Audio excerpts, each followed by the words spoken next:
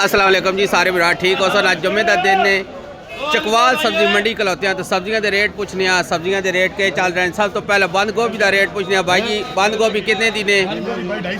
250 रुपए की 5 किलो का छापर लगे ने। तो खीरा कहीं 5 किलो का 250 रुपए का खीरा ने। तो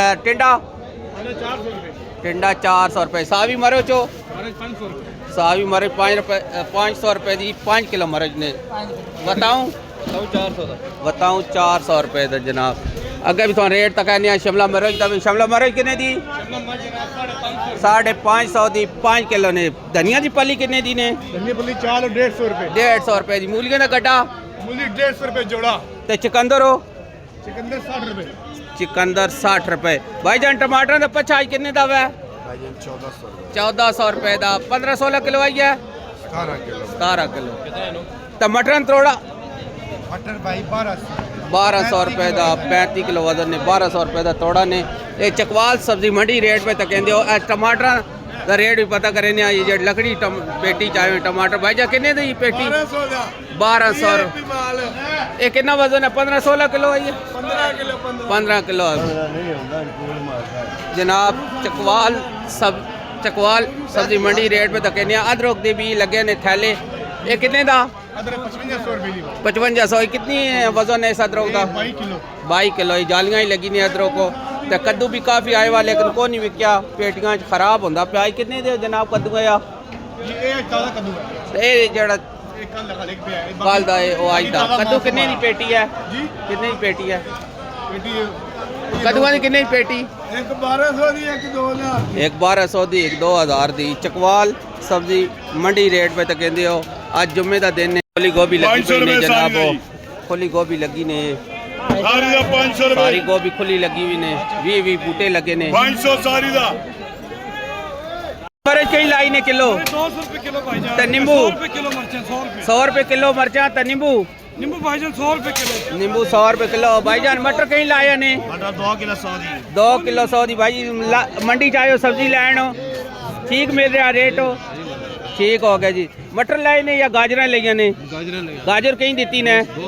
200 तो धड़ी गाजर मिली ने जी मंडी चो। तो भाई जी टमाटर कहीं लाए ने? टमाटर किलो 150 किलो 150। गाजर 200 रुपए धड़ी है। ठीक हो गया जी। अदरक थोम 300 अदरक ने 450 थोम ने जनाब। ये चकवाल सब्जी मंडी रेट पे सुन तो कहने जी। टमाटर पेटी का जनाब के रेट आ चल रहा? 1100 रुपए का जनाब। 1100 रुपए की पेटी। ये सारा मटर लगे ने मंडी चो। भाईजान आज अदरक कहीं लाई ने? 300 रुपए किलो। थोम 450 रुपए किलो। मटरन तोड़ा पता करें भाई जी। मटरन का तोड़ा किन्ने दा ने फरूक साहब? मटरन तोड़ा किन्ने दा? मटर कट्टू सिर्फ है जी 1300 रुपए का 35 किलो। 1300 रुपए का 35 किलो जनाब। ये सारा मटर लगे ने। ये पीछे भी सारे पीले तोड़े मटर दे ने। भाईजान गाजर कहीं तोड़ा हुआ? गाजर हमने 1400 की बेची है। अभी हमने 1300 रुपए की कर दी। 1300 रुपए की जनाब। वजन 50 किलो ने? 55 किलो। भिंडी का भी रेट पता करें। भिंडी आई कहीं धड़ी है? भिंडी है जी भाईजान 1700 की है। आपको 1500 रुपए में मिलेगी। 1500 रुपए धड़ी ने भिंडी। भिंडी भी चकवाल सब्जी मंडी च आ गई ने। फौजी जी जनाब आज मटर कहीं ने? ये सरकार 150 रुपए। 5 किलो 150 रुपए का।